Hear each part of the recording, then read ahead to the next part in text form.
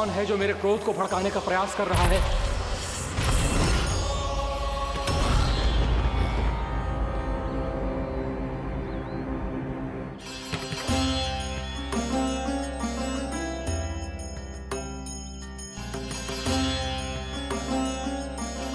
अभी क्या देखा मैंने?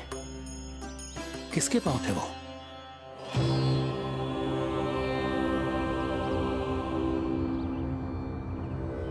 मैं आप सबका कष्ट हरूंगा। मैं अवश्य अवतार लूंगा। मैं अवश्य अवतार लूंगा श्री कृष्ण के रूप में। श्री कृष्ण के रूप में। श्री कृष्ण के रूप में।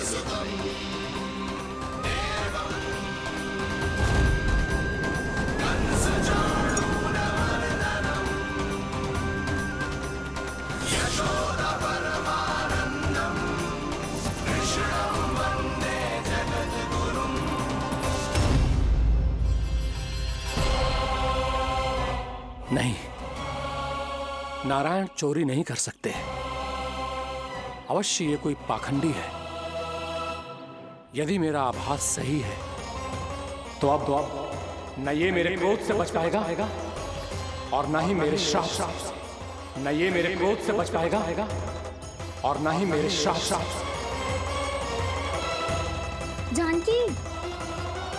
जानकी को मैं ऐसी स्थिति में छोड़ के नहीं जा सकता। क्या हो गो? कछु तो बोल। कछु करना चाहिए मुझे, पर करूं तो क्या? वापस गया तो जानकी और कस्तूरी पकड़ लेगी और मैया के पास ले जाएगी। समय पे घर पे ना पहुंचा तो पकड़ा जाऊंगा। हे नारायण, अब आप ही कोई सहायता करो। जी क्या हो गया जानकी को?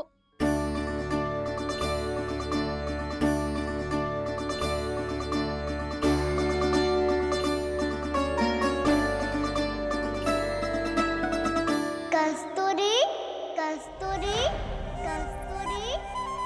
जी मेरा नाम किसने पुकारो? कौन है वहाँ? रानी भाभी, रानी भाभी, तनिक सहायता करो ना। भाभी, जी देखो ना जानकी को क्या हो गया है। जानकी, जानकी, क्या हो गया है? कस्तूरी, तनिक जल लेकर आ। जानकी, क्या हुआ?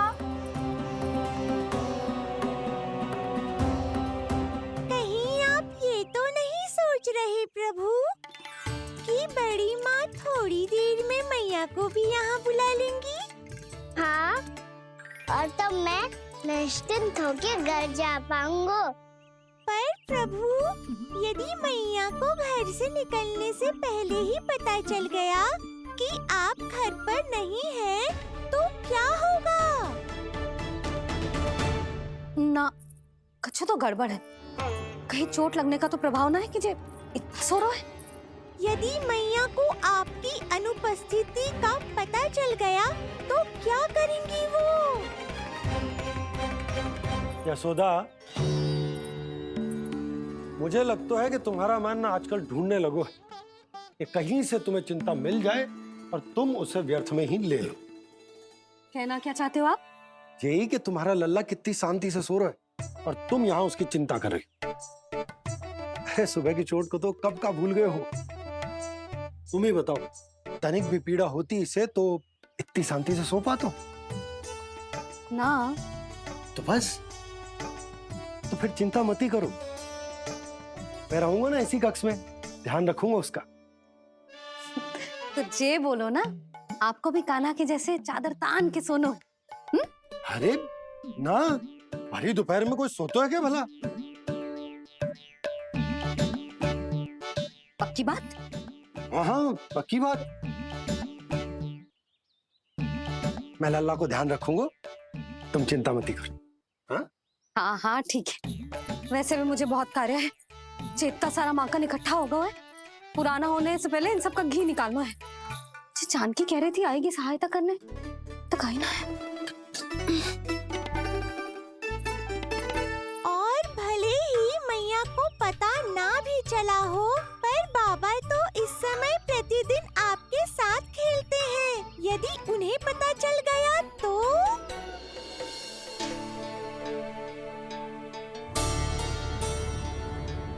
देखा मैया कितनी चिंता करती है तेरी। एक बार बाबा को पता चल गया तो फिर मैया को तो पता चलना ही है। उनसे अधिक देर तक छिपा नहीं पाएंगे बाबा।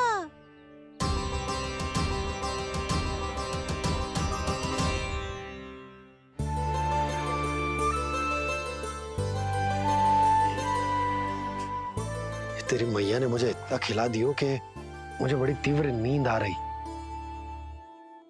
मैं यहीं तेरे साथ तनिक विश्राम कर लेता हूँ।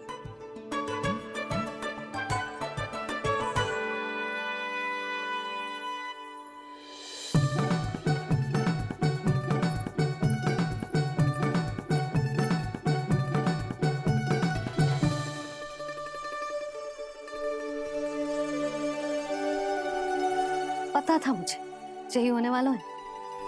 दोनों बाबा लल्ला आनंद से नींद लो, मुझे बहुत सारा कार्य करना है। चाहे बाबा को पहले पता चले या मैया को, आपके लिए तो दोनों ही स्थितियों में संकट है प्रभु। तीनों स्थितियों में बोली, तीसरी स्थिति कौन सी प्रभु? वो भी तो पधार रहे हैं। वो कौन? जगत विख्यात महर्षि, अत्यंत क्रोधित स्वभाव वाले। प्रभु महर्षि दुर्वासा।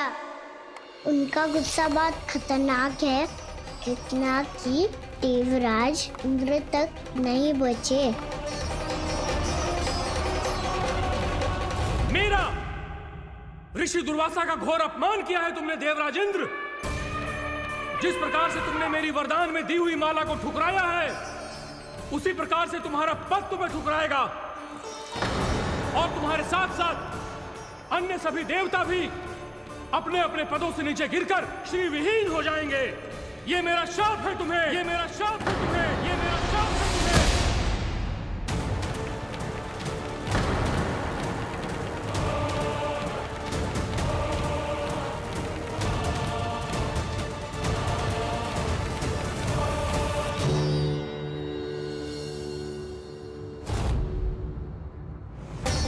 उनकी अर्धांगिनी को भी उनकी क्रोध का सामना करना पड़ा।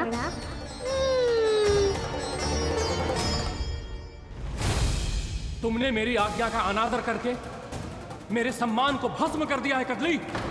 इसलिए मैं तुम्हें श्राप देता हूं कि तुम इसी क्षण भस्म के ढेर में बदल जाओगी। देवताओं पे भी दया नहीं की आपने, और अब मेरी पुत्री को अपनी क्रोधाग्नि से भस्म कर दिया। मैं आपकी संवेदनाओं को समझता हूं ऋषिवर, परंतु यदि मैंने देवताओं को श्राप न दिया होता तो समुद्र मंथन भी न होता और उन्हें अमृत भी न मिलता। और अब मेरे श्राप से आपकी पुत्री और मेरी पत्नी कदली फल बनेगी और श्री विष्णु जी की कृपा से सभी पूजाओं में सबसे अधिक प्रयोग होने वाले फल होने का सम्मान प्राप्त होगा उसे।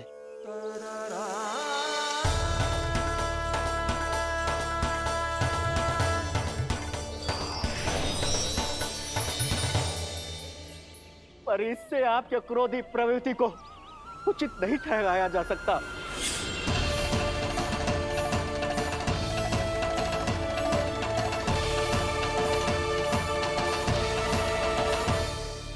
पर प्रभु, आपको उनसे संकट क्यों है? उन्हें थोड़ी ना पता है कि आपने क्या किया है। उनकी तपस्या की शक्ति को कम मत आगो मुरली, उन्हें सब पता चल चुका है। फिर तो फंस गए बुरी तरह से। अब केवल भयभीत ही करोगी, कोई उपाय भी सुझाओगी? प्रभु, इससे पहले कि ऋषि दुर्वासा या कोई और घर पहुँचे, आपको घर पहुँचना होगा ताकि मैया किसी और पर विश्वास ही ना करे। तो चलो फिर।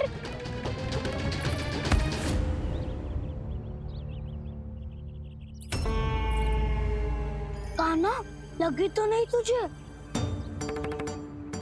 भाग तो ऐसे रहा था जैसे पीछे कोई चक्रवात आ रहा हो।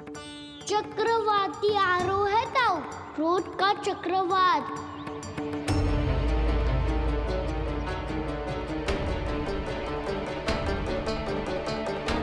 कैसे संभालूंगा मैं महर्षि दुर्वासा को? कान्हा कहाँ खो गया? और ये माखन क्यों लगा है तेरे मुंह पे?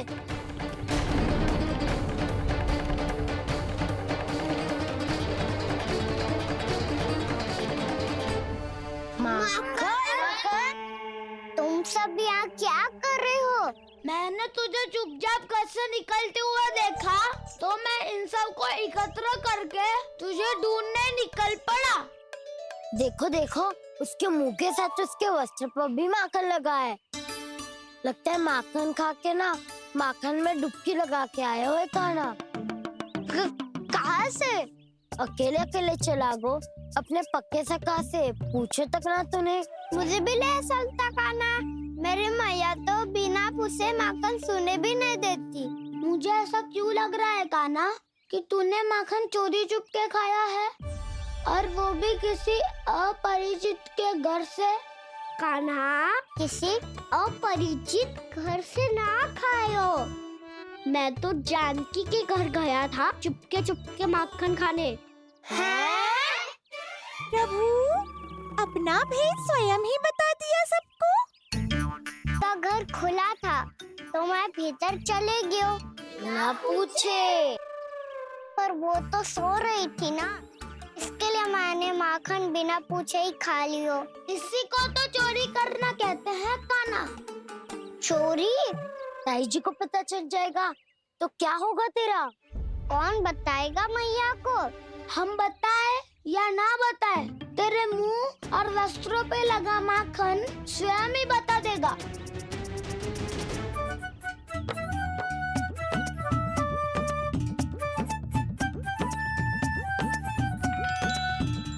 माखन तो आपके वस्त्रों पे भी लगा है दाऊ। ये तो तब लगा होगा जब तू मुझसे टकराया था। हाँ, मैया तो यही सोचेगी ना कि आप मेरे साथ ही थे। अब बताओ, कौन बताएगा मैया को? वसंता भी ने तो सुना है, ये बताएगा। सोच ले वसंता, मैया को मेरी बुराई सुन के क्रोध आया तो नाना मैं ना बताऊंगा। जब तक मुझसे सीधे सीधे प्रश्न ना किए जाए तब तक मैं कुछ ना बताऊंगा। यदि यहाँ सत्यवादी मधुमंगल होता तो वो पक्का बता देता। तब तो अच्छा है वो यहाँ नहीं है। मैं बताऊंगा ताई जी को, क्योंकि मुझे ताई जी ने सब सूचना देने को कहा था। कब? सुबह जब मैं ताई जी को पूजा के फूल देने को गया था। सुन, तेरी आंख के सामने कछु उल्टा सीधा हो या कोई अत्यधिक शरारत करे तो सीधे आके मुझे सूचना दियो, समझ गो?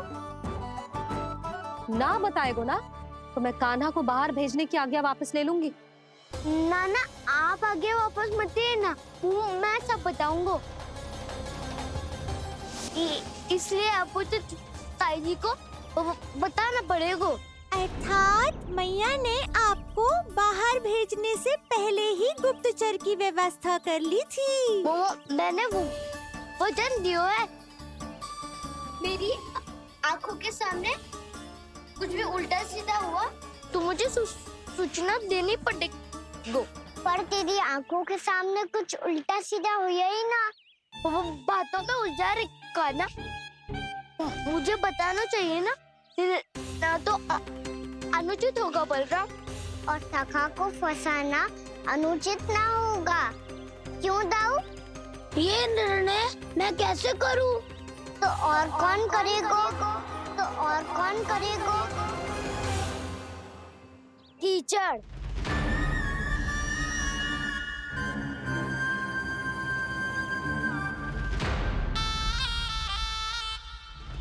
कीचड़ इन्हें कैसे करोगे? कान्हा और सीता माँ के बीच में कीचड़ फेंको प्रतियोगिता करते हैं। जो जीता सब उसी का ही साथ देंगे। बोलो स्वीकार है? स्वीकार है। तो मुझे भी स्वीकार है, पर नियम क्या होंगे? जो पहले थक जाएगा उसको हारा हुआ माना जाएगा, या फिर जो 2 बार अपने विरोधी पर कीचड़ फेंक देगा वो जीत जाएगा।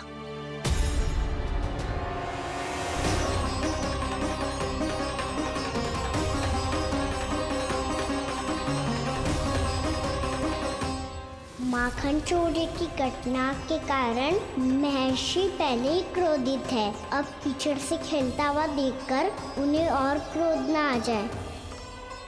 कहना तेरा ध्यान कहाँ है? खेल आरंभ होने वाला है। अब चुनौती स्वीकार कर ली है तो खेलना तो पड़ेगा ही। तो फिर चलो।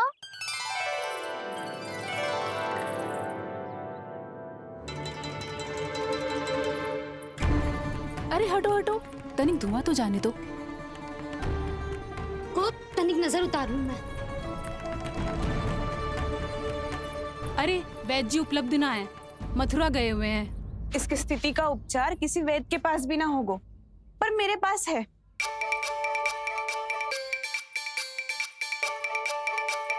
अरे अरे बस करो ये सब। ये अधिकतर समय यशोदा के साथ ही होती है।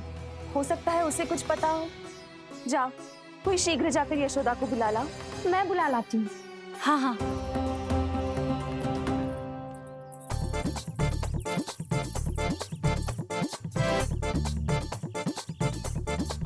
मैं ही बनूंगा निर्णायक।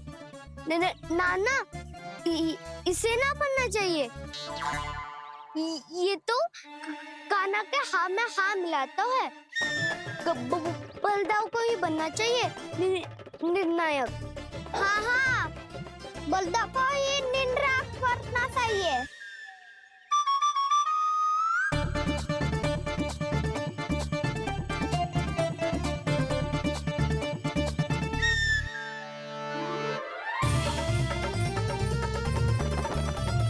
आरंभ करो।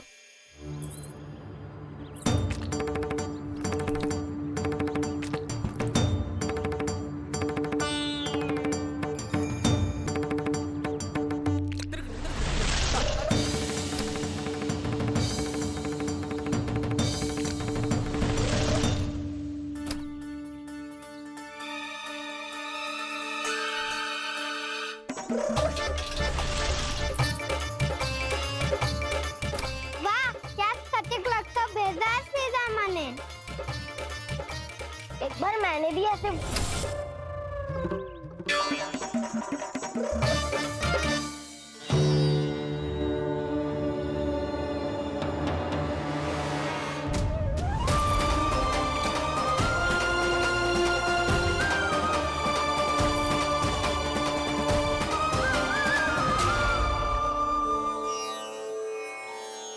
मैं बिल्कुल सही था। जो बालक सबके घरों से माखन चुराए, जो कीचड़ से खेले, वो नारायण का अवतार कदापि नहीं हो सकता। ये अवश्य कोई छलिया है जो कृष्ण होने का स्वांग कर रहा है। इसे इसके अपराध का बहुत कड़ा दंड दूंगा मैं। इसे इसके अपराध का बहुत कड़ा दंड दूंगा मैं। इसे इसके अपराध का बहुत कड़ा दंड दूंगा।